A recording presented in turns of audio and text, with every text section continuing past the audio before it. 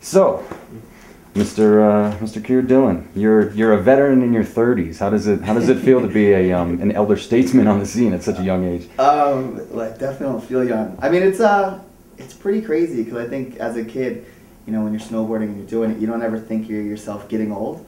But I think I just feel so blessed to still be, you know, relevant and in touch with the youth and to like still have some sort of worth, but also just to be able to give to the kids and to be able to like, you know, teach them. And it's crazy because the more I teach them, the more they teach me. Mm-hmm. So it's like this cool back and forth, you know, situation. And I mean, we live amazing lives, and it's cool to travel around and do what we do. I mean, especially to be, you know, my age doing it. Yeah, there's a level of celebrity that comes along with that. Just being that Keir Dillon is a brand of its own in a sense. Yeah, I mean, I don't really think of it like that. I just think of it like a small community, right? Where like, you know, action sports is huge in a sense, but it's also very tight. So it's just, you're kind of just traveling around with all your friends and traveling around the world and just meeting different people. It's a cool feeling. I mean, we're definitely not, you know, rock stars in any sort. So it still keeps you hustling, which is cool. That's arguable compared to some of the other sports out there. Curling. We're up on curling. So, well, I mean, going from you know, riding to going behind the camera and being a correspondent and whatnot,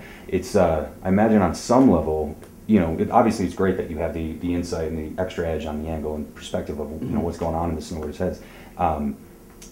Do you ever run into a position where you just want to jump in and show them how it's done or kind of beat them out? No, I mean, that's the coolest thing with being an action sports athlete, at least for me, is a lot of people are like, do you miss it? Do you miss it? And it is so dangerous and so difficult, and to be at the level that you see these athletes performing at, I mean, it takes so much mental preparation, it takes so much physical preparation, and like then hitting the switch to like elevate you to where you are pushing everything you've got. So to get to that level, I mean, it's so difficult. So I remember that, and it's also like, I respect it on such a high level that I don't sit back like, oh, I wish I could do that, or I could do that. I view it as like the respect it deserves. Right. And I mean, a lot of people, like if you're a pro golfer and you had to like retire, you'd be like, well, this sucks because like I still like it and it's really easy and it's fun. Where, you know, snowboarding, to be at that level that really gives you that joy is so difficult. So it's kind of like walking away. I'm like, I had so many great years, and I was so lucky to only be hurt like minorly the whole way that they can have it. Yeah, you know? Yeah, right. I'm going to the next generation. Yeah. Now, in terms of the Frends Crew, it seems to be a batch of guys who kind of looks out for each other. Everybody's really enthusiastic about one another, and you know, rather than kind of being too competitive and cutting each other down. Yeah. In terms of that atmosphere and rising up, you know, you've got Luke and you've got, you know, all these young guys who are coming up. Do you feel a sense of a responsibility in terms of mentoring? Yeah, I mean, for sure, it's especially in action sports, because we're just getting some managers and just getting some agents that are decent to like help guide you through your career. And there's so many mistakes that you can make along the way. I mean, think about it, like you're 16 years old, you're living a $1 million lifestyle, you're getting pretty good checks. I mean, anyone that's like normal is gonna blow it in a sense, right? If you don't have people like helping. So, you know, to empower them and to try and keep the gutters, you know, like put up some gutter rails on the side to let them bounce around in is great. But I mean, they're all really, really good kids, and they're focused, and you know, the way they live their lives is, I mean, you go over to their house and they're like cooking breakfast like 40-year-olds do, you know, before contests, and you're like, wait, you got eggs, bacon, pancakes, what, you got some fresh maple syrup that you tap from a tree? Like, it always like trips my brain to see like their maturity.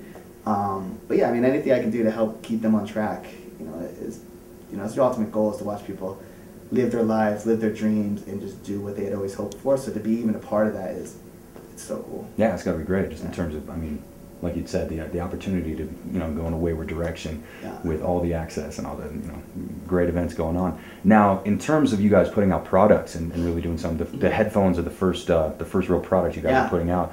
What's the mentality behind that?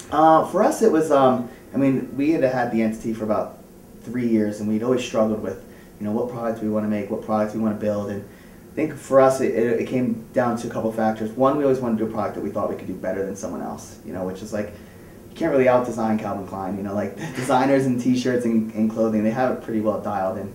I mean, of course you can make promo gear, but, and then like shoes, you know, like Nike, Adidas, they got it locked up. So really electronics just seemed like this category that was like underserviced, and we could like add our own flavor, design it for the action sports and the youth lifestyle like mindset. You know, it's not like Sony's in touch or Panasonic's in touch, right? Like, so design stuff that we want to wear or use for, you know, action or cruising around the cities or whatever.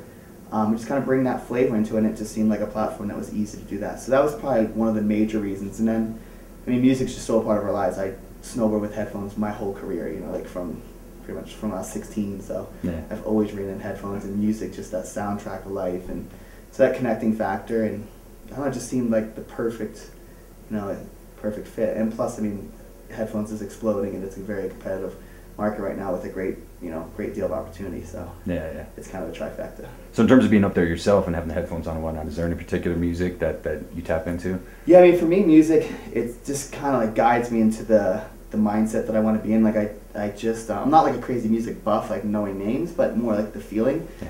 Like I was sitting in a bar recently, and a song from the XX's came on called The Intro, Mm. and it just like, I mean, I listen to it all the time now, just like, it just reminds me of just the competitive mind, because like starts out slow and kind of like almost like rebuilds you and sets you like in a nice confident place, and then it starts to like take you up to like, yeah, you got this, and then it kind of clicks in, and you can like, it's like, yeah, I can do it. It's just like, I don't know, music to me is that journey, and you know, so I like, you know, I like electronic music, whether it's like Armin van Buuren or Paul van Dyk or Sasha, or, you know, Gabriel Dresden, to you know, Eminem, Kanye West, to, I don't know, I grew up playing drums, so I like it all. Right on. Good deal. So what's 2011 looking like for you? Right now we're just jamming on Frends. We're coming into trade show season.